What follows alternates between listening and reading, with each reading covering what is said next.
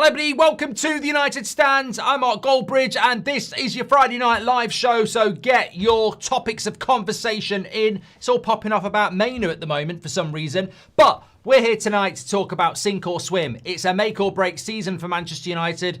Can they make it? Can they swim? The ultimate test for Ruben Amorim. I'm a poet and I didn't know it. I hope you're all ready for this. Friday night show's always a different night show. 8 o'clock shows are always very good anyway. I want to start it off actually. I mean, look, we can go where you like, but I do want to talk about United. We sort of touched on it this morning. What is it we're expecting from the season? Can it be achieved? James has sent us a message saying, the scary part for me is, do Ineos think that a new front line alone is enough to get us back into Europe? I don't see it. Well, we can discuss that. Also says, if they end up sacking Amorim, you also have to sack Barada and Wilcox. They bought him in. This would be another 50 million budget at least. Amorim should have been sacked or extended before the transfer window. I think that's a great point as well, by the way. I mean, I hadn't read that last bit.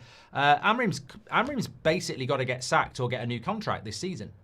He's only got a year left on his contract in May next year.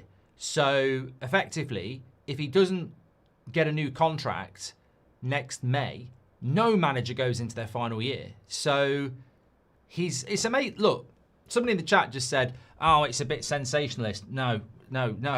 This season is make or break. This season is sink or swim.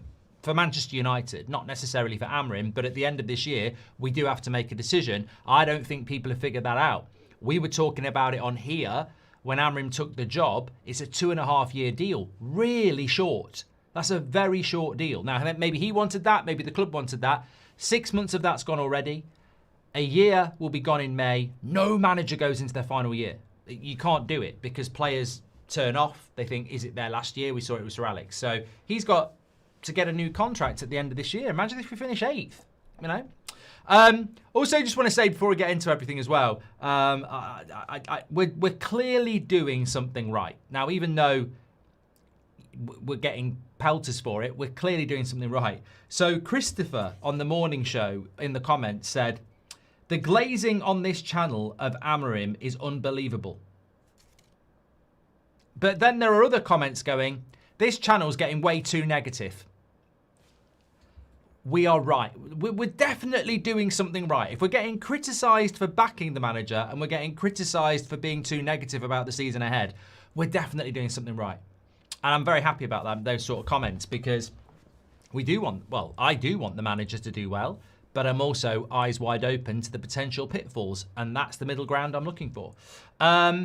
So, yeah, look, let's start off with what James said there. You can get your comments in as well. It is, I mean, look, I sit here on a Friday night, I've had a couple of glasses of Reds, you know, let's have a bit of fun, let's have a bit of a chat. You know, we're a community as well. We are a community. Community is everything, and we are a community, but I'm happy to go into other areas. Just on Mainoo, before we get into anything, there's an Instagram post that Cole Palmer's liked. Somebody's saying that the Instagram post could have themes of a young talent that's not appreciated by his mentor. I think people read way too much into it. I mean, we literally get transfer targets following Man United that don't sign for us. So I'm not about to start reading into maybe subliminal messages on Instagram. It's 2025. You just do it. You know, if I want to do an Instagram post saying I'm amazing, I'll just put thumbs up and, you know, Sexy Boy by Air or something like that, or the Shawn Michaels theme tune. Yeah, there's no need to be subtle in 2025. Just say it. And I think, you know, Mainoo would say it if he needed to be. Look, the reality is he asked for a loan. He didn't get it. He obviously wanted a loan for a reason. He didn't get it. The window is shut. It's about the next few weeks, not the next few days. So, you know, I don't think there's anything really to report about Mainoo. But it is a sink or swim season for Manchester United. And I suppose the question is, do you think we're going to sink or do you think we're going to swim? I think it's a great point to phrase it. And I don't think many people have done it. And I think it's down to this community again that you always have. Great point by James. Amorim needs a new contract at the end of this season or he'll have to be sacked. Nobody's going into their final 12 months. That puts more scrutiny on this year. It won't be long until, well, they should know it already, but it won't be long until the mainstream figure that out, that Amorim cannot go into his last 12 months, so they've got to give him a new contract or sack him next May. If we finish 8th or above, I think you have to keep him. How palatable would that be for a Man United fan base to be handing out a New Year? I mean, imagine he finished 8th, got given a 3-year contract, and we didn't win any cups. I think there'd be some moaning for that. But this is what I mean. I felt the contract was quite small. I'd be more comfortable with him giving him a new... If I was Man United, I'd be giving him the contract now. You know, if we beat Man City, give him the contract and just go, there's a 3-year deal, you know? Let me just get rid of this idiot here. Well done, Gabrielle. Well done. Just get rid of them. Atlantis Football says we need to sack Amorim whilst we still have time and sign Bournemouth manager. Gave example of Real Madrid sacking Zidane, says DV. We do not need to sack Ruben Amorim. We need to back Ruben Amorim. And, I mean, look, everyone's entitled to their opinion. But if you have any concept of sacking Amorim, then please jump into the real world as well. Like, the money that would cost us would be ridiculous. And, yeah, it's not just as simple as let's sack Amorim and get Bournemouth's manager. Bournemouth are going to want a payout. Amorim's going to get a payout. If you sack Amorim, I think James makes a great point. You probably have to sack Barada and Wilcox because they went for that. Ashworth wanted something else, and the club backed something else.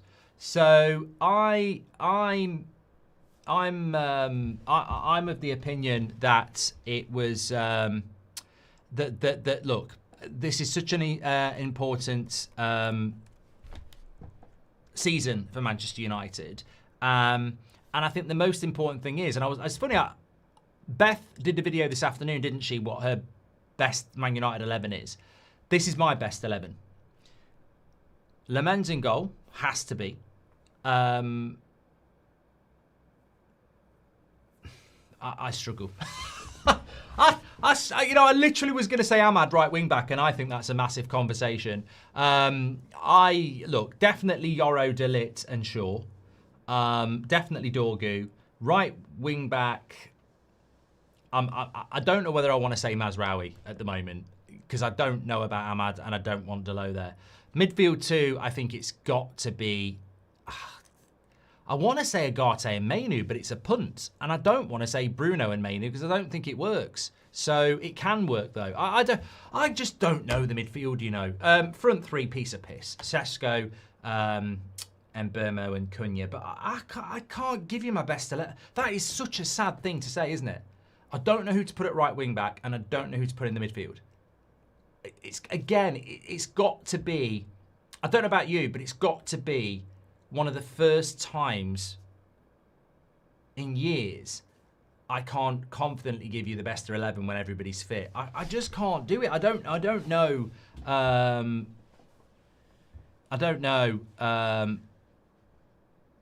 Yeah, I don't know what my best midfield is. Malp says it doesn't even exist. But look, sink or swim for Manchester United. That's what we're talking about. We will deviate onto stuff that you want to talk about. Look, I think that games are won and lost in the midfield. Boring. I say it all the time. He's got to find a midfield too that we as fans can get behind. I think one of the biggest... Look, this is a massive test. It's the biggest test of Amorim's short, young career as a manager. He has to deliver a vision of a best 11. And we won't always pick it because of injury and form, but we should be able to name our best 11. I guarantee you, most teams in the Premier League, most fans know what their best 11 is. I don't know who the right wing back is. I don't know who the midfield 2 is. It's not my job to know that. If you're forcing me, I'd probably say Mazraoui right wing back. And if you're forcing me, I'd probably say Ugarte and Mainoo as my midfield 2. But I realise that is such a punt. But I just think it's balanced best. And then Bruno's not in the team. In which case, I've just lost 100 million quid. So you've got to get Bruno in the team. But maybe you could put Mbeumo right wing back and put Bruno next to Cunha. But the reality is, as ASAP, he has to establish a best 11. You can't be coming into any Premier League season not knowing what your best 11 is. And I think in the first 3 games, we've done okay, but Šeško hasn't started a game yet. So we can't really assess what Man United are because he hasn't picked his best 11 yet, because he hasn't picked a striker yet at the start. Got some really interesting games coming up. Chelsea, Man City and Liverpool are all coming up in the next few weeks. And whilst I do think when we hit game 10, that's when the real season starts for us, and hopefully we'll be in a rhythm. I think it's such a big season, which will culminate in what James said about at the end of this season, every Man United fan needs to realise, and the media, that they either sack him or give him a new contract, which I think is an enormous thing. Like, you know, if he's got a 4-year contract and he finishes 8th, there's nothing really to do. But they have to hand him a new contract or they have to sack him because he's only got 12 months left. That makes this season even more important. And if we have a bad season, and you can define what a bad season would be. I mean, I think 10th would be a bad season. I think 9th would be a bad season. I think 8th, you're borderline. 7th ain't great, but you get away with it. And anything lower than 10th, forget about it. Anything higher than 7th is a good season. So, you know, I think there's that area, that grey area around 7th and 8th. 9th and 10th won't be good enough. But the problem is, I think people maybe look at it from Amorim's point of view and go, well, what happens with Amorim? But I look at it from an Ineos point of view, and I go, can they survive it? It's sink or swim for them, and therefore it's sink or swim for us, and it's sink or swim for the club. If this season goes badly and you have to make major changes again, that's major financial change. It's another year out of the Champions League, which is so important. I think it's a sink or swim season for Manchester United, and I think that's why if there's any sprouts of positivity, we have to be hopeful and get behind them. I mean, I look at Newcastle's 12 losses last year and they finished 5th. I'm like, surely we can, you know, with no Europe ourselves, surely there's a way that we can mastermind a season where we, you know, can get the same points that Newcastle did last year and hope that that's going to be enough. JB says, out of 33 points till December 2025, how many points to win? I see we lose matchups like City, Chelsea, Liverpool, Newcastle and Spurs, but winning some 15 points. Thank you very much, JB. Do you find the shows harder to make during the international break? I think your job is hard enough without not having much on to talk about, says Tom. Mate, I find it a piece of piss. We did 3 months during COVID, 2 shows a day. I don't find it hard to talk about stuff with you lot. Hi, Mark. Would you pick on Burmo, midfielder, and Bruno as a cam? Okay, we'll just move over from that. Remember, Dullen, I do not have to read stupid super chats. This was not voted for by me, but I don't have to waste seconds on stuff like that. I am always going to back the manager until it's not enough is enough, says Slow Sports News. Our stats are a better result in relation to the last 2 seasons. Work is still needed. Who to blame says that was from Slow Sports News. Who to blame says the Deadwood can't last longer than Amorim. And Ryle says, Mark, you always speak of having the highest standards. Now you're saying 8th place is okay. Why are you contradicting yourself? Keep up the great work. I'm not contradicting myself. I'm posing the question that if we finished 8th, I don't think that's right to sack him, and you'd have to give him a new contract. I think that's who we are. Ryle, I don't think 8th is good. I think it's shite. But I don't think this is what I mean. This is who we are. Like, you know, I've never known a season where I can't put us in the top 4 prediction wise, or 5 really. What I'm saying to you is, if we finish 8th, do you give him a new contract or do you sack him? And if you sack him, you've just spent bloody £250 million on him in the last 18 months. You know, this is what I mean. I don't want to talk about the midfielder. I don't want to talk about the transfer window. I don't want to talk about a midfielder. But what I find baffling is that either Ineos and the Glazers are really thick, or they are, well, I don't know what they are. You know, they're either really thick or they just don't care about the club. Because if I'm sat here like you going, this is a make or break season, they've got to give him a contract or sack him at the end of the year because no manager can go into their last 12 months. I can't predict we're going to get in the top 4. If he finishes 8th, people might want to sack him anyway. Why would you go into this make or break season and not give him everything that he needed, you know? I think that's the way I look at it. Basically, you know, you've got to give him a new contract at the end of the season or sack him. and you haven't given him the key components to give him a fair crack of the whip. Like, you can't describe it. My point is, they want to sell a project. You could say, we didn't get a midfielder because this is a long-term project. We couldn't find the right midfielder. So, you know, we're not just going to rush into things. We believe that that midfielder will be in the market next summer. And, you know, this is a long-term project. So we're not just going to chuck the money at anything. We believe in this manager. We believe in this project. And we'll go for a midfielder next summer. I don't like that message, but if that's the message, that's fine. But that doesn't really work, because if Amorim had 3 years on his contract, that works. But you've got to give him a new contract next year. And you've got to know whether you want to give him a new contract or not. So you probably should have got the things for him so you're sure next summer whether you give him a contract or not. Sacking Amorim is adding another 3 or 4 years to the rebuild, says Evan. Thoughts on Man United being number one in the many... What? Thoughts on Man United being number one in Premier League in many metrics. I tell you what, you know what, Sebastian? You know what my thoughts are on that? I'm sorry to be really blunt. I wouldn't wipe my arse on it. Who's number one in the Premier League? Liverpool. That's all that matters. I couldn't give a shit about metrics. I couldn't give a toss. Did we only beat Burnley with a last-minute penalty? Yes. Did we beat Fulham? No. Did we lose to Arsenal? Yes. Metrics my arse. Ah, God, if you think... You're speaking to the wrong person if you think I'm getting excited about being top of the XG table or top of the metrics table. I mean, God, no. I think we Rory C says, I think we swim straight out of the water and start to fly after the international window. I don't know why, but I'm feeling very optimistic, says Rory. I've been thinking about this, Rory. I can't tell you what's going to happen. I think if Amorim and the team do well, it will be despite the owners, as I said this morning. But I think so much depends on what everybody else does.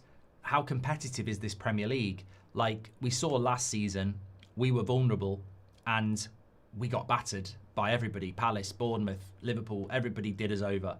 And we finished 15th. I don't know this season. I mean, we could do with a few Burnleys, really, you know, where we can get our confidence up and we're capable. Look, those metrics are good in the sense of, you know, there's creativity there. But I don't know what to expect. I mean, look, that is an incredibly difficult 2 games back as well. To have to go to the Etihad and then Chelsea, they're sort of sink or swim games themselves. If you lose both, the shit's hitting the fan. If you win one, draw one, everything's heading in the right direction. If you win both, we're winning the bloody league. So I know you have to play everybody twice, but I call it the Wolves effect. Nobody wants to play the top 4 in their first 8 games, and we have to. We're playing 3 of the top 4 in our first 5 games. And you have to sort of put that in your head and go, that's got to be balanced.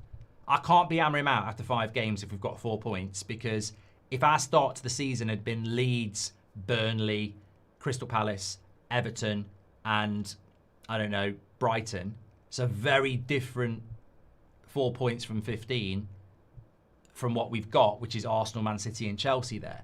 People don't think like that, though, do they? People don't think. They don't go... People just go, oh, well, everyone's got to do it. Yes, they have got to do it.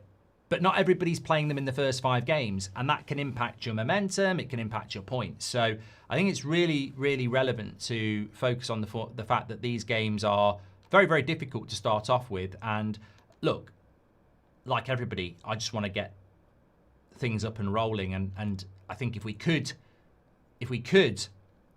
get 4 points from the next 2, I think it would be bloody fantastic. And I think it would give the team a lot of confidence. I can't remember who we've got after. I think we've got Brentford, haven't we, or something like that. But yeah, look, hopefully. Do you think Amorim should adapt his system more to the players? Look, it's a Friday night show. It's a little bit chill. It's the international break. It'll be the hardcore. We've got 8,000 watching.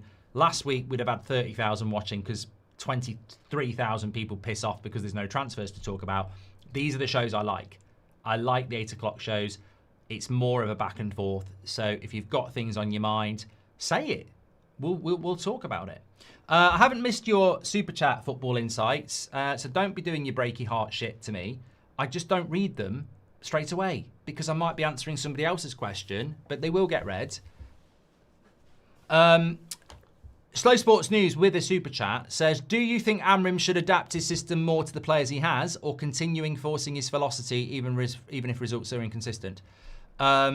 Essentially what you're saying is, should Amorim bow down to the media and play a 4-3-3? No, because when we played a 4-3-3, Ten Hag got sacked, and those players were bought by Ten Hag. So if I go to a 4-3-3 to try and make people play better, they were literally bought for a 4-3-3 and the manager got sacked. So you have to resolutely... I'll tell you what, let's put it this way, Slow Sports News, right? If I'm Sir Jim Radcliffe and I watch Man United at home to Chelsea play a 4-3-3, I'm on the phone or I'm into the office with Amorim the very next day and I'm saying, what the hell are you doing? Why are you playing a 4-3-3? I brought you in here to build a new system. If you want the sack, carry on doing that. You're here to do something else. We're here to build something else. He has to stick with it. We're winning both Fuck City and Garnacho, says Nectario. Oh, yeah. I mean, look, that's coming, isn't it? That's coming. That Garnacho Chelsea game. I wouldn't say it makes me want to. I wouldn't say it makes me want to throw up, but it is certainly a game of interest, no doubt about it, because of what's going on. Would you take a punt at someone like Colwill at Cardiff? A bit of an engine.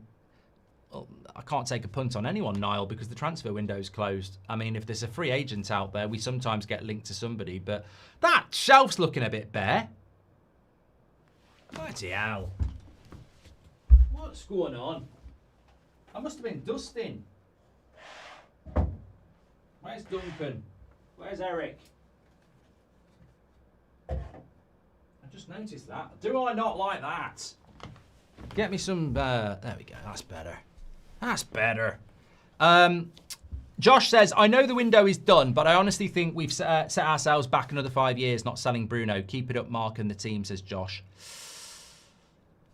Bruno's our best player. I really like Bruno. I'd play him as a number 10. I don't like him as a midfielder.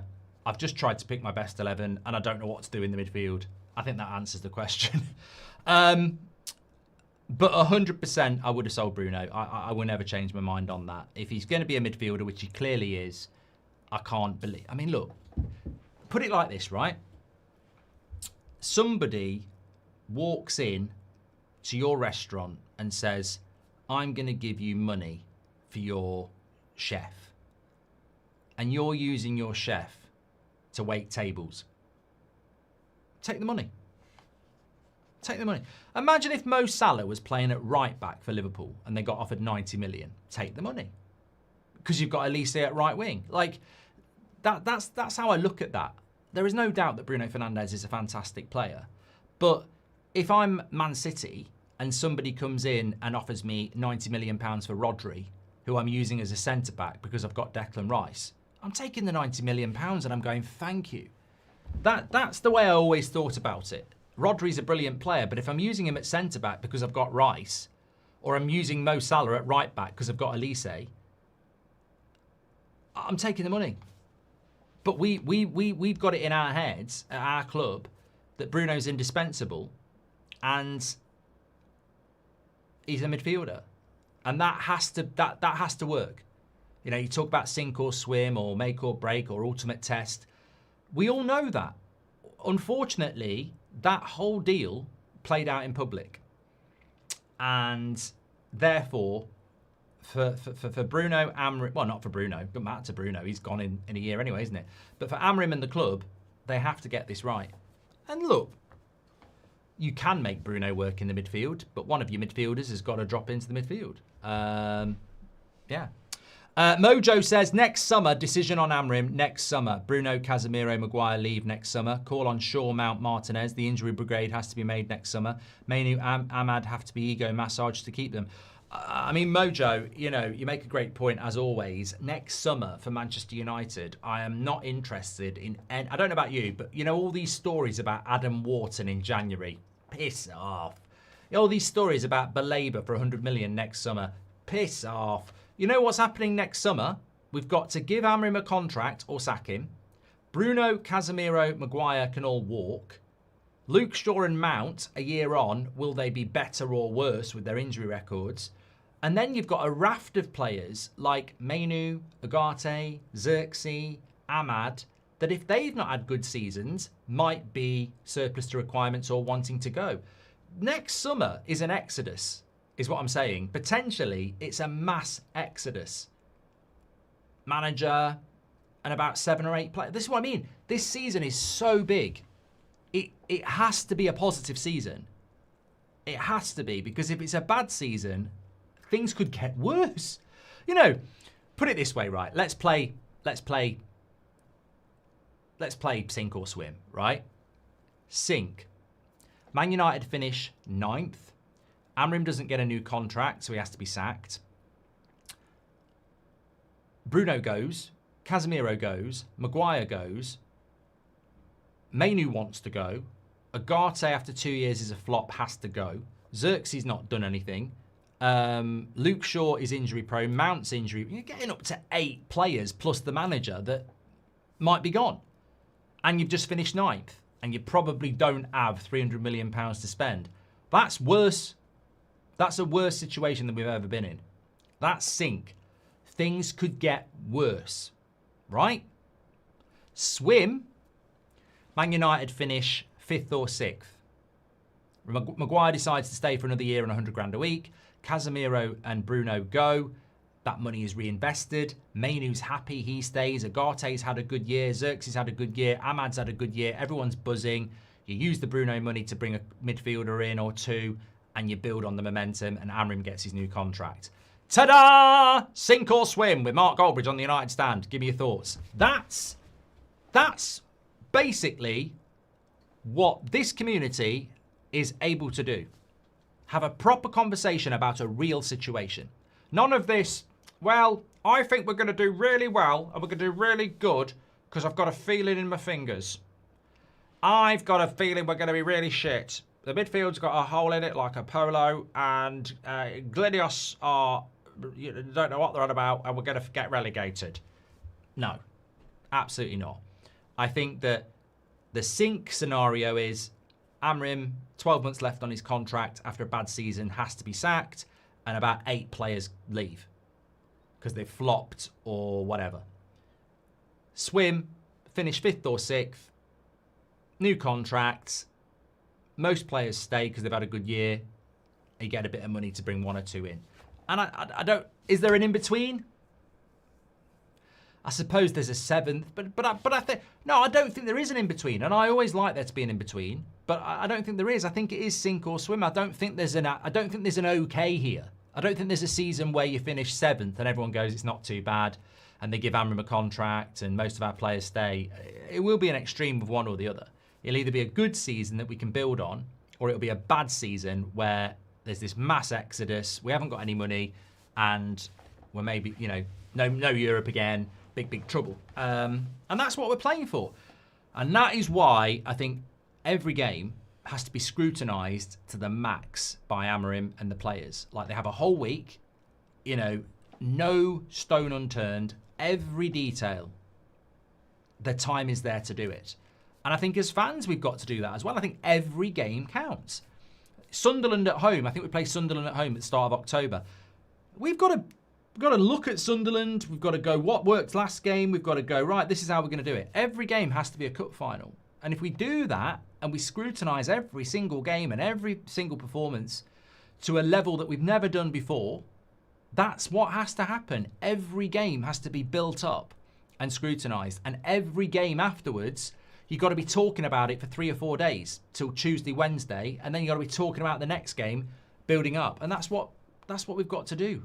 I think, obviously, we're used to having European football, and you're on this gravy train of you haven't got time to think about anything because you're on to the next game. We have to treat every game like a cup final because we cannot be in a situation next season where we have this mass exodus, we have to sack a manager, and we just, we're on our arse, Do you think Ugarte will come good for us, says Rohan? It's a good point, actually. I wanted to just check something because I'm not a big fan of the international break. Surprise, surprise. I don't like it, and I think it's a big, massive waste of time, my time. But Uruguay, they beat Peru last night, and I was just looking at the scoreline, and Ugarte, Casemiro played last night. They won 3-0, and he got a 6 out of 10. Ugarte did play. Did he play? No, he came off the bench. He only got 21 minutes. That's what I wanted to have a look at. Yeah, he didn't even start for Uruguay. It's just not working out for him at the moment, is it? And that's why I wanted to just double check what his player rating was and stuff like that. But he was on the bench. So look, he's at a real low point at the moment, and I would use the Rasmus effect. 2 years of Rasmus, he's not here anymore. Wanted to be here, wanted to work hard. Ultimately, last season went really badly. He's not here anymore. Ugarte is in year 2. If this doesn't go well, he'll be out next summer, and we'll be making a loss, and we'll be trying to figure out how a £60 million player can leave. And how do we get any money for him? Because I don't think there'll be a big queue. He can't. When we bought him, he was playing bloody well for Uruguay because it was the Copa America last year, wasn't it? And he was playing really, really well, and everyone was very excited. He's not starting for Uruguay now, and he's not starting for Manchester United. That is a concern that he needs to turn around. But I believe there's a player there. But you know what? Where is it? He's got to show where that player is. The reality is with Ugarte is that when he's played recently, you don't notice him. He ain't making the passes. He ain't making the tackles. He's not getting hold of the game. Is he not settled in England? I don't know. But he's got to have a big season, really. Eric Key says, I wanted to sell Bruno this summer, but for now, I don't want to sell him because if we needed a midfielder this summer and Casemiro and Bruno go, we therefore need 3 midfielders, which won't happen. United's mistake was not buying Liverpool's entire starting 11, entire bench, slot, fitness and training staff and strategy coaches, says Parosa. Thank you very much for your super chat. 8 players and the manager go next summer and we bring in Sean Dyche. Jim, Jason, get me the gravel. Jim, Jason, get me the gravel, says Jack Glancy. Xavi Alonso switched to a 4-3-3 to accommodate Vinicius Jr. They haven't had much improvement from last season, so changing formations is not always the answer, says Franco. Look, I haven't really followed Real Madrid much this season, but why employ Xavi Alonso and get him to play a 4-3-3? But that's Real Madrid. Real Madrid make the signings. Real Madrid dictate the identity. Somebody in the live chat just said, do you miss exciting wingers at Manchester United? Oh, God, yeah, definitely. I really, really do. When I think about people like Lee Sharp, Ryan Giggs, Kanchelskis, Ronaldo, even people like Nani, Antonio Valencia, wingers for Manchester United, I don't think it is our identity anymore, actually. But for me, wing play is Manchester United. That's always what we've been about. I mean, George Best, Steve Coppell, wingers is what Manchester United's all about. Always been about that. We haven't got a winger in our system anymore. They're a wing back basically. Ahmad's the closest we've got to it. Now, when I think of it like that, I think this is not going to be this is not going to be. Surely there will be a time when we have wingers again. Manchester United should always have wingers. Always have wingers. It's what we're all about. But it's not what we're about at the moment. Maybe Amorim's the guy that builds a dynasty without wingers for 20 years, like Sir Alex Ferguson. Maybe he's the guy before the guy. Maybe he's the guy that flops and we go back to having wingers. But the reality is, we need to be better at creating our own talent. Marcus Rashford's a winger. He's not here anymore. We need to be better at that. Which Man United legend do we currently need back, says local crackhead? Mate, you know what? It reminds me of something. I think it was like, it must have been like about a month ago. I saw an article of Rio Ferdinand. I think he'd been on Talk Shit. And he was basically saying that he, Roy Keane, Giggsy would struggle in this Man United side. And I thought, what a crock of shit. I absolutely do not agree with that. So I get asked this a lot, like, which Man United legend do we currently need back? And it just made me think of that. Where I read this article and Rio had said Roy Keane would struggle in this team. And I'm like, no, he wouldn't. He wouldn't. That's the player I would bring it. Like Savage says, Roy can carry any team. Roy Keane was what? His early 20s. He played centre-back for Forest and they got relegated. He got Player of the Year. He was brilliant.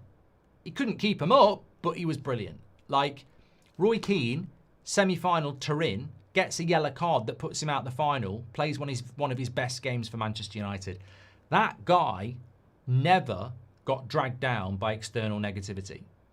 He was a driven monster of a mentality. He would not get dragged down by this team. It's an offence to say Roy Keane would struggle in a team that's not doing very well, because that's basically what made him the amazing player he was.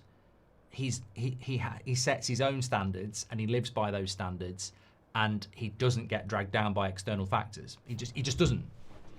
Why did his career end? His career ended at Man United because of hip problems and stuff. He wasn't the same player. But his career didn't end because of injuries. His career ended because he was mouthing off about standards and how they dropped at the football club, because his didn't. So I'd bring Roy Keane back. I don't know what Rio's on, saying that Roy Keane would struggle in this team. Absolute bollocks. And he spent a few years with him. But I spent, over a decade watching him. And that captain's focus and drive and standards, he wouldn't struggle in this team. He wouldn't struggle at all. I mean, I tell you what, for the youth, I would love to stick a 27-year-old Roy Keane into that midfield this season. We'd get top 5. We'd get top 5. If you put 27-year-old Roy Keane in that midfield, we'll get top 5. It would change that. That's it. I mean, I'm not really asking for too much. The greatest Premier League captain ever and one of our best midfielders ever. They don't make them like that anymore. But if you stuck Roy Keane in that midfield, I'm putting us in the top 5. Piece of piss. Absolute piece of piss. You've got the leader and you've got one of the best midfielders the Premier League's ever had. It's over. Stick Roy Keane next to Mainoo. Forget about it. Forget about it. It's over. I wouldn't stick him next to Bruno. I think that'd be a bloody. I think he'd fall out. Amorim could try it, but it wouldn't work. I think Roy Keane would boot Bruno into the stands for not being disciplined and not picking up his runners. It wouldn't last 5 minutes. But sticking with somebody like Mainoo that he can mould and and coach and nurture, I think it'd be brilliant. So Roy Keane every day of the week. Put him in that team. We're sorted.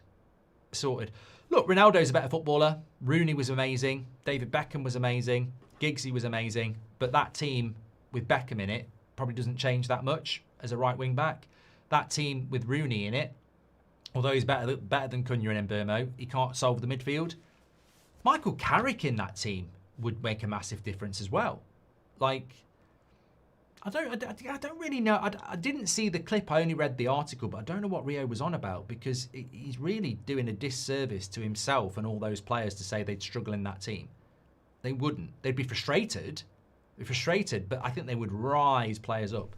Ryan Giggs was massively overrated, says Conscience. I guess you had to live it. Ryan Giggs was an amazing footballer. I find it hilarious, actually, when people sort of hold Ryan Giggs' goals and assist stats up against Salah and go, he's shit. I mean, football's not just about goals and assists. Mo Salah's a fantastic player, but if you didn't watch Ryan Giggs from his debut all the way through his career. Brilliant, brilliant player.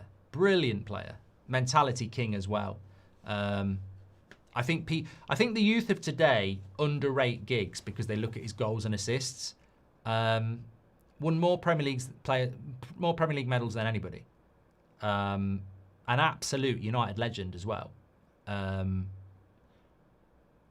Yeah, brilliant player. You know what? I think it's really sad. I feel sad for the younger fan who's got no concept of what we used to be like when we had Keane, Beckham, Scholes, and Giggs. I mean, wow. I mean, it was slightly different because you could play a 4-4-2. But I don't think there's many midfields in world football history that was better balanced than that. You've got the flair and trickery of Giggs on the left. You've got the precision and technique of Beckham on the right. You've got everything I said about Roy Keane there, the leadership, the determination, the ability, and then you've got Paul Scholes next to him. It was just an absolute dream midfield that, for a 4, unbelievable. There will be other 4s out there in world football that you could say that was a good 4, but that just, we were so spoiled as well. And you know what? About 6 months ago, I was watching, I started watching games from like 2000, 2001, not even a vintage year for United. I was just watching 90-minute games. I watched about 4 or 5 of them. And I think we get lost in 2025 that we think the game's quicker and better. They're fitter. The game's not quicker. It's not better. The pitches were worse. The players weren't as fit. But the ball moves around so quick. And the games flowed better because referees didn't blow their whistle for absolutely everything. Like some things were let go. But we used to play brilliant first touch football, moving the ball around quickly. I mean, that's when you had an identity. It was quick. It was risky. It was, really, really, people like Dennis Irwin, Gary Neville, how they utilised their wingers and overlaps and the way we moved the ball about and the way, people would drop into the midfield to get the ball. It was brilliant, brilliant. And 2 centre-backs would just say to everybody, you go forward, we'll deal with it. Great question, local crackhead. Tom McBride says, what if Cunha becomes an impact sub so Bruno can start? I know that's harsh on Cunha. I think he's a great player, but as you said, Bruno is our best, says Tom. No, I mean, I'm not putting Cunha on the bench. Never in a million years, not for me. That time has gone on. MRC, you're right. That time's gone and it's time to move on. It is. I mean, look, we're not going to get that back again. But we do need to scout better. We do need to nurture better because I firmly believe there is another Roy Keane out there. I firmly believe there is another Ryan Giggs out there. There is another David Beckham. There is a Paul Scholes. These players are out there. Not identikit, but there are players with those traits. I just don't think we're finding them at the moment. I think other clubs are better at it than us. Football Insights, welcome to the Members Club. Thank you very much for getting your badge in. Tyler says, if we were to move on from Amorim, do you stick with the formation? Would you hire... Well, I mean, look. It's a Friday night, so I'll let it go. But and in a sense, it's a good question, but I don't want to talk about replacing the manager because I got into trouble this morning for saying who I'd go for if Amorim got sacked, hypothetically. I don't want to sack the manager. But I would say, Tyler, if Amorim got sacked, there would be a huge demand that we don't stick with a 3 at the back. I think it would be the death of that. It would have to be because it would be an experiment that didn't work.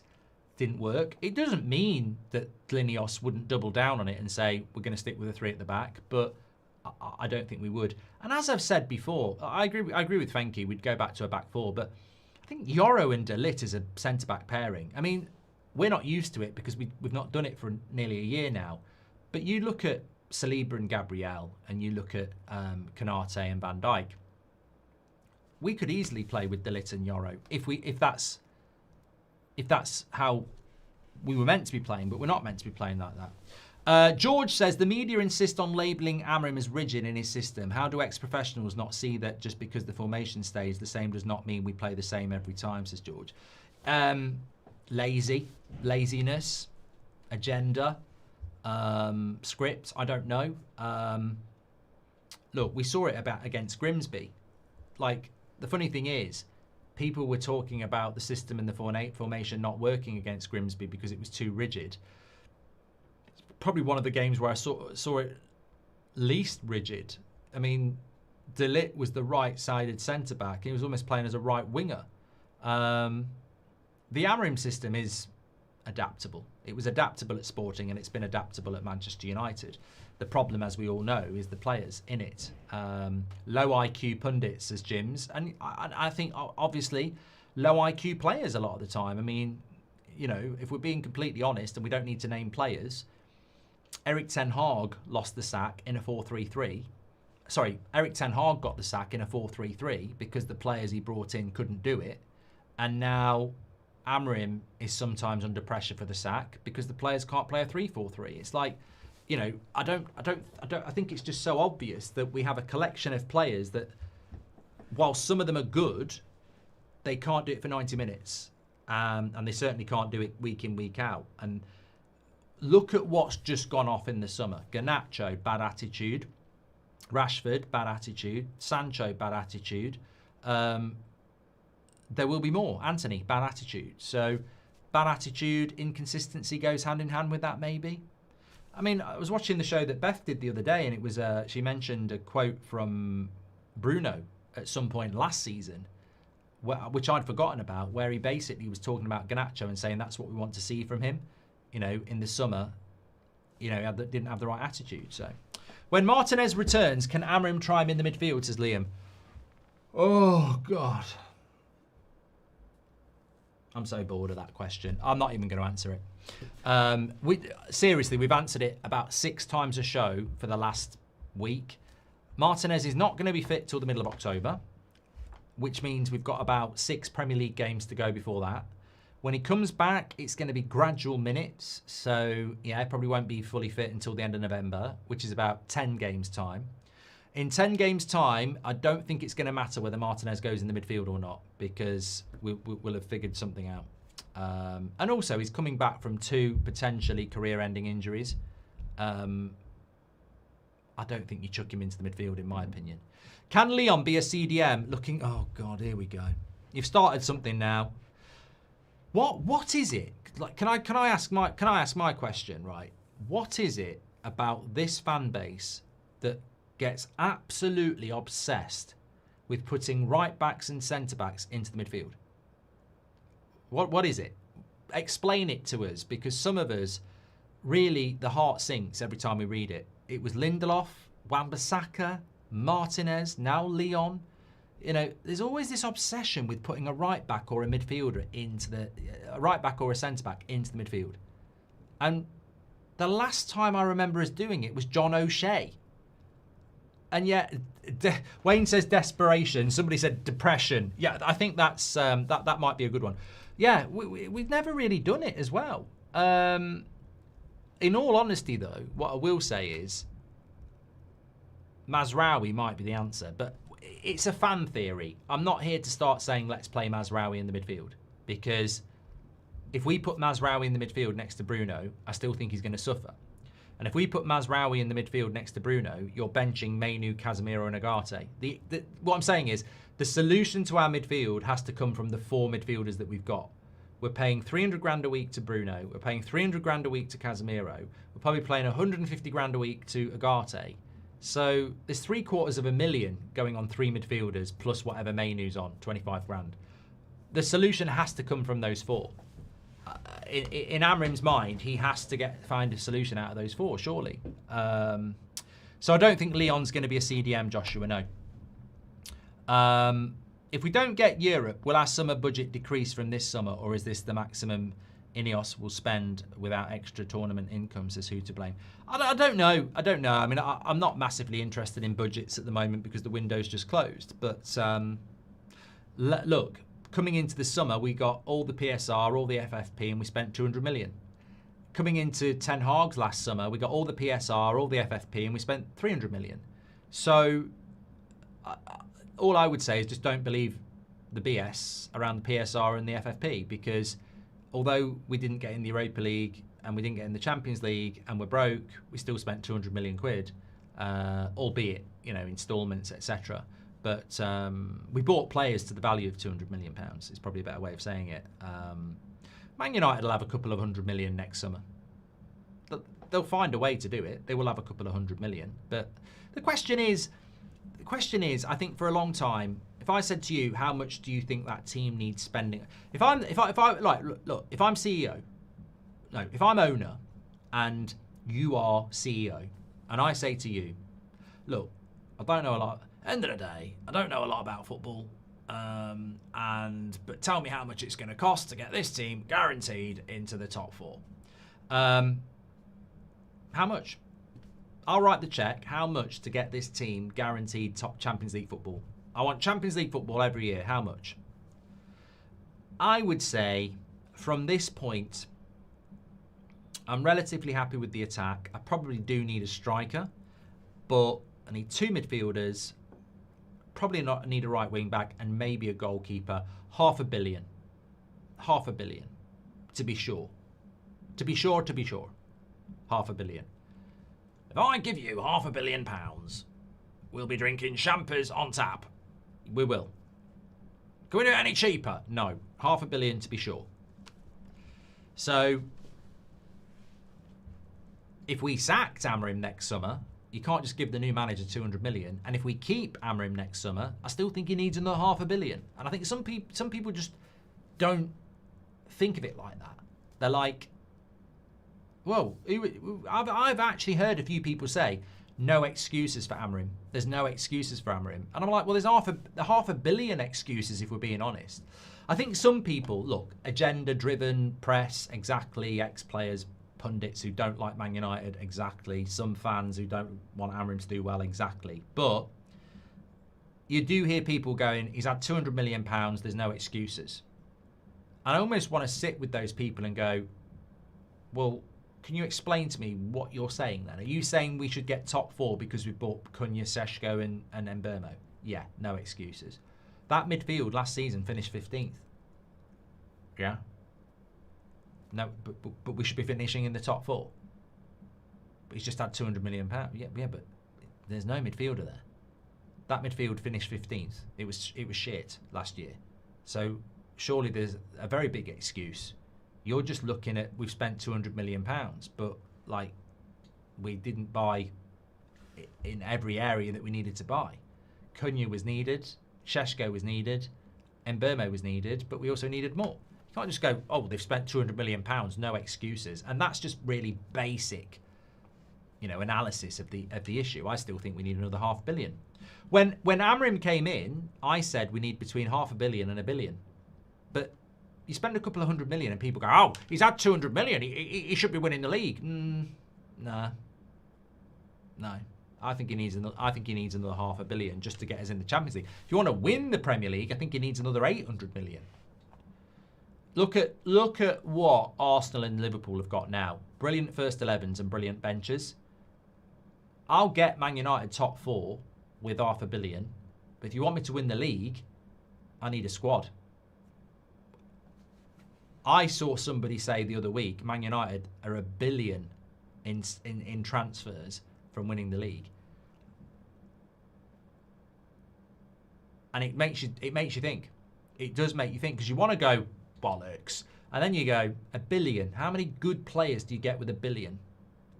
12? 13? Do we need 12 or 13 players? I'd like to think not. But definitely £500 million to get in top 4. Depends. Look, I ain't thinking about league titles. Project 28 may as well be Project 58. It's not going to happen. And Project 58 is trying to get the Glazers out, isn't it? So,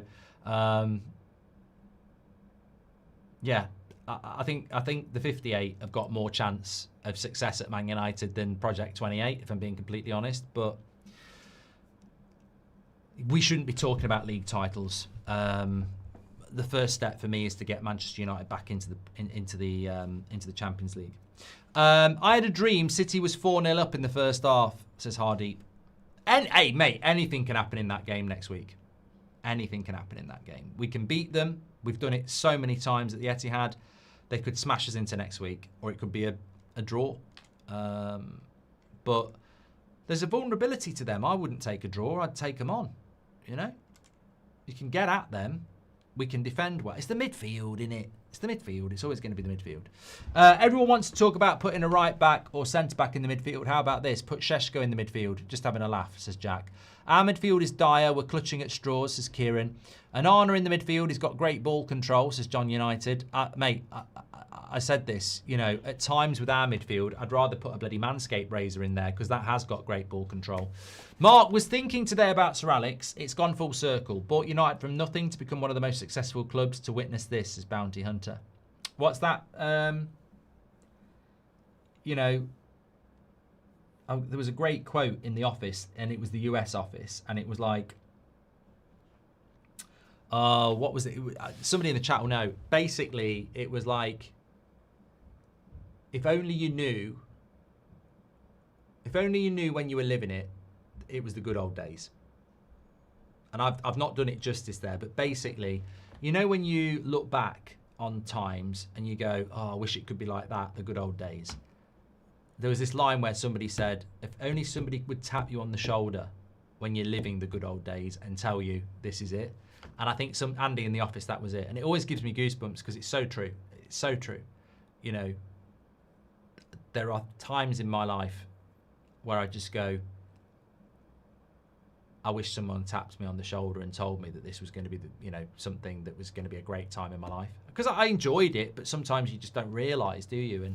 And the thing is, I'm getting goosebumps because every time I talk about it, but the 99 final, I'll always pat myself on the back because I did it.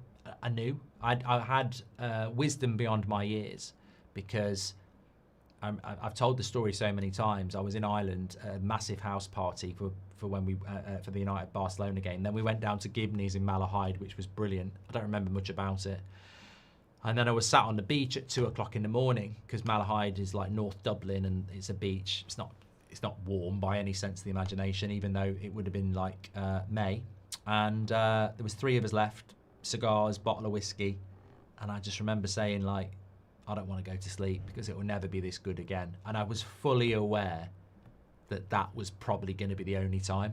And I that was one of those times in my life where I knew this is a moment in my life that I'm going to remember forever. And you do get those moments, like, if you're fortunate enough to get married, or you want to get married, or you're fortunate enough to have kids, or you want to get kids, or you score a big goal in a cup game for your school or whatever like that, or if you're fortunate enough to play at a high level. But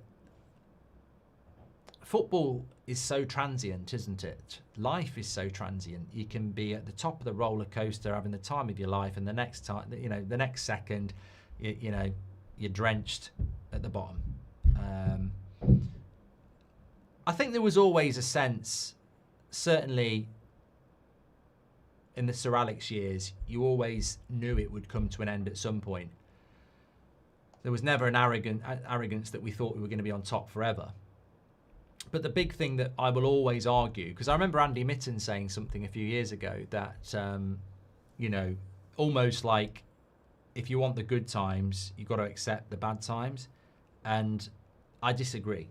Because it's like, if I live in a mansion with a swimming pool and a helicopter and I've got everything I want, and then I'm living in a tent, I'm not going to be in that tent going, well, at least I had the good times, swings and roundabouts. I'm going to be going, okay, why am I living in a fucking tent? What went wrong? And how much of that is on me? And I think with United, we had the mansion, we had the helicopter, we had the swimming pool, we had the money, and now we're living in a fucking tent. And I'm not just going to go, you know what, swings and roundabouts, ups and downs, bollocks. We never should have fell that far. It was a self-inflicted bankruptcy. We never should have fell that far.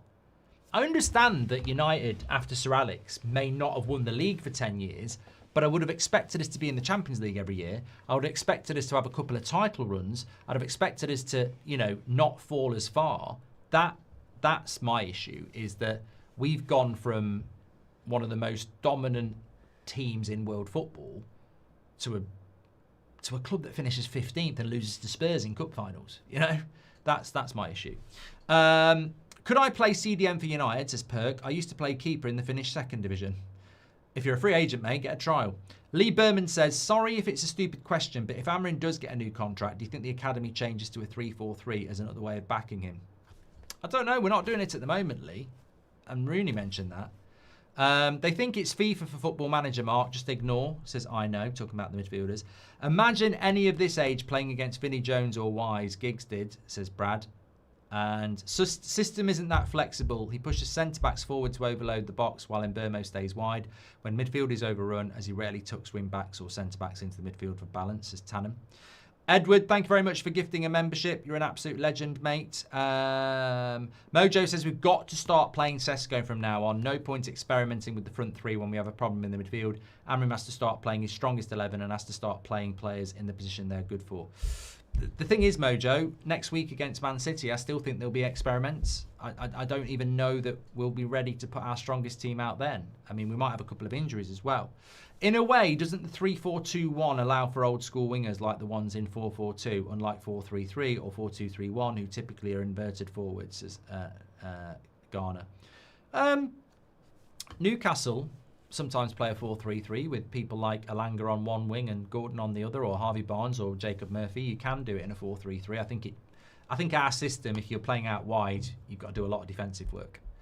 Can you please wish Aidan a happy birthday and remind him he's a prat for supporting Spurs? He's listening tonight. Lots of love from Ralph Wiggum. Got rid of Daniel Levy, haven't they? That's like getting rid of the Glazers for us.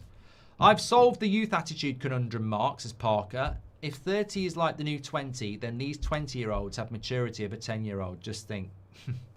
Anthony Martial at his best is better than anyone in this current team. Do you agree? Says Nicholas Lawler. I think Anthony Martial was a fantastically talented footballer who was massively treated badly by the media in this country. And if he'd been English, would have been treated completely different. Unfortunately, he's very injury prone. Emily Derry says Amorim would probably love Roy Keane more than Bruno. Keane's passing was amazing, as well as Keane inspired fear before the first whistle ever sounded. Well, you wouldn't get any of this bollocks in the dressing room, Emily, either, would you? You know, you wouldn't get any of this bollocks in the tunnel either. You'd just be staring down the tunnel, not giving a shit about the opponent. Get best of Ugarte, use him for work rate, limit passes to him to move the ball, let Cobby, Bruno move the ball. I'll tell you one observation I will give you on Ugarte. Every time I see him in a Man United shirt, he looks nervous. Like, every tackle he makes, he looks nervous. He just doesn't look like he's settled. He doesn't look confident. Even last season, I'd see him make tackles or give a foul away, and he's almost got that worried look on his face. Just popped into my head there. He's always got a worried look on his face. You need to be a warrior in the midfield, not worried. So I just wonder whether he's settled. He just always looks worried. You don't want a worried midfielder. Would Rodri get his top 5, says Who to Blame? Yeah. Yeah. You put Rodri or Declan Rice in that midfield. Not next to Bruno, though. He'd get overrun. As I said with Roy Keane, you can't put Roy Keane next to Bruno. He'd lose his shit. You can't be a one-man band in 2025. You couldn't be a one-man band in 1999. Like, you've got to have somebody next to you who knows what they're doing, discipline, and listens. I don't think Bruno and Roy Keane or Bruno or Rodri and Bruno or Rice would work. I still stand by one of the big issues is we're playing Bruno out of position. And it makes it very hard for the other player. Look, Casemiro hasn't got the legs, but bloody hell, it's a difficult job next to Bruno. Ugarte doesn't look very confident, but it's a bloody difficult job next to Bruno. Roy Keane will always be my favourite Man United player, says OTG. Edward says, because Ten Hag was not up to United standards with third, first trophy in 6 years, 90% Ollie's squad, second year, 8th, second trophy, do you think Amorim will be given the time if less successful than Ten Hag in his first 2 seasons? Well, it stands to reason, Edward, that Amorim will be given time because he is a manager that has been chosen by this ownership. We're one midfield injury away from crisis, says Nicky. Do you have any top 3 free agent midfielders? I haven't got any. I don't know who's a free agent. Normally, we hear about free agents. I've not heard any. We won't go for free agents are expensive as well. Signing on fees, wages, but I don't think there's a good one anyway. Playing footy manager and you're in the presser, says Luke 82. What am I doing in the presser? I'm not in the game, am I? I'm in the game. I've played the game. I'm not in Football Manager, surely. Stiller couldn't deliver versus Slovakia yesterday, and Baleba hasn't played the past 60-minute mark in every game so far. Bruno's presence is superior. What a terrible take, Nectar. Ugarte isn't doing that bad. Have you seen his missus? She's 10 out of 10, says Joshua. What's he so worried about? Would you take the FA Cup and 9th to 12th in the league? That's a good question. I don't like hypotheticals, Naveen, but that is a good question. Would you take the FA Cup and 9th to 12th in the league?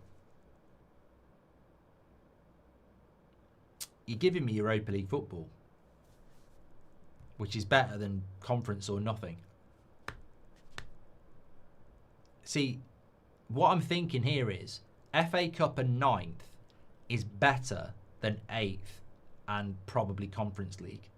So, but 9th to 12th is shit. Look, Ten Hag finished 8th and won the FA Cup and people wanted him sacked. So no, I'm not taking the FA Cup and 9th. I'll roll the dice, thank you, Naveen. I'll roll the dice. I'll roll the dice. Amorim deserves better. He had to clear a mountain of mess and in only 6 to 8 months, all while trying to get the performance on the pitch, says Evan. It's a hard job. There has always been a theory that if there's 3 years of damage, it's 3 years to fix. How many years of damage at United? And it's funny, isn't it? Because if there's 10 years of damage at United, it could be 10 years to fix. But every manager we bring in gets less time. Make it make sense. Eric says, I wanted to sell Bruno this summer, but now I don't want to sell him because... I've done that one as well. Paras says, United's mistake was not buy. I've done that one as well. I just want to make sure I catch up on some of these that I haven't done. Done that as well.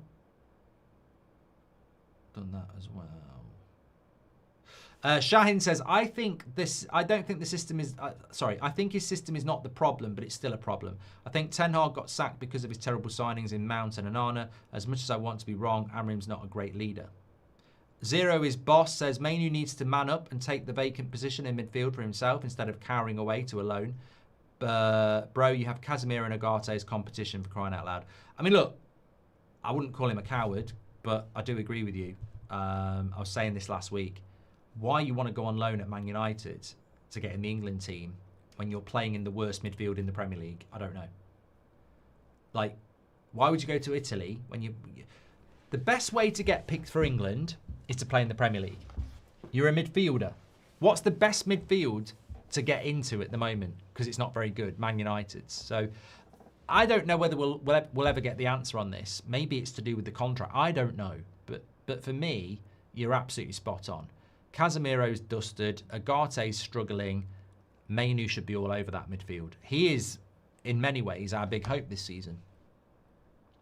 Min says, we can't judge Amorim on the upcoming fixtures on how he approaches the games and whether... We can judge Amorim on the upcoming fixtures and how he approaches the games and whether the players are playing for the manager or not. Thank you very much, Min. Mainoo post and Palmer tweet says it all. Petulant. I don't... What's wrong with Mainoo's post? Am I missing something here? Let's all go onto Instagram and follow Goldbridge Hot Takes. That's don't do that. Mainoo.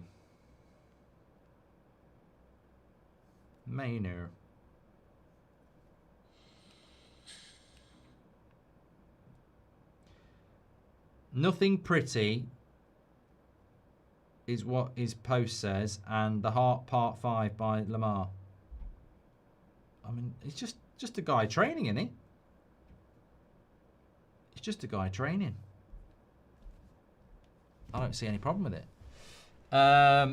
There's no Bundesliga tonight because it's the international break, but we're back next Friday night with Frankfurt against Leverkusen, and we'll have all streams back for that.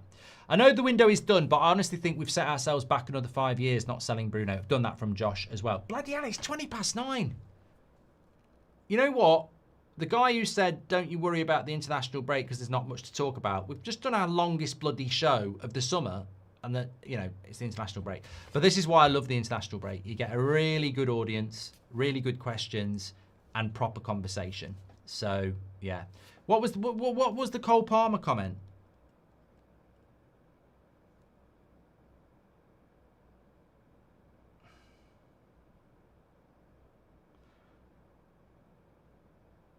Two, three. Yeah, all his pictures are of him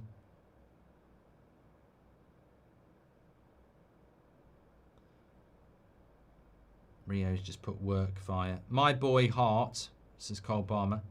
3 my boy. 3 my boy.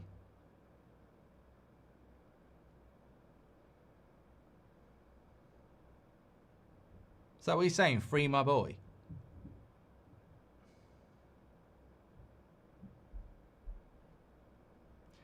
He's a Man United fan. That's what I mean. He's a boyhood Man United fan, stirring the shit. Don't trust the modern player. I like Cole Palmer, but, you know, they're all... yeah, you can't trust the modern player at all, can you? Nick Kelly, thank you very much.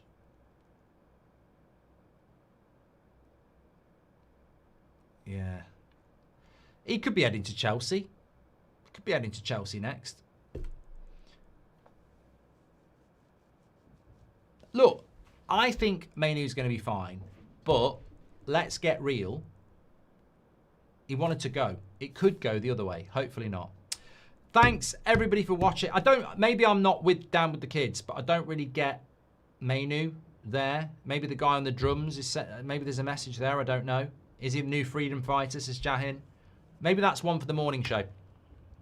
I'm live at 9 o'clock tomorrow. I've got a match tomorrow. I'm not playing in it, but I'm going to watch a match tomorrow, so I won't be able to do 10. So I'll do 9 o'clock tomorrow live. Make sure you tune in for that live. No smoke without fire, says John. I'm going to do a bit of research on this. Thanks for watching. I don't want to see... I know Mainoo's a good lad. I know he's got a good attitude, but I don't really understand, you know, what that's all about. Way too involved in social media. Legends tonight. Love these shows. Hopefully we can get some more of these tighter community, big conversation shows across this international break because I love them. 8 o'clock tomorrow night. We'll definitely be back. Speak to you in a bit. Take care. We've got a new freedom fighter. Get him out, says Jack. I will say this, and I know some people have left. If we've kept a player that really doesn't want to be here and is a bit of a troublemaker, why did we keep him? Why did Sir Jim get involved? I can't believe that we've done that. I don't think Amorim is. I don't think Mainoo is a troublemaker. I don't think he is. I can't believe that. Thanks for watching. Take care.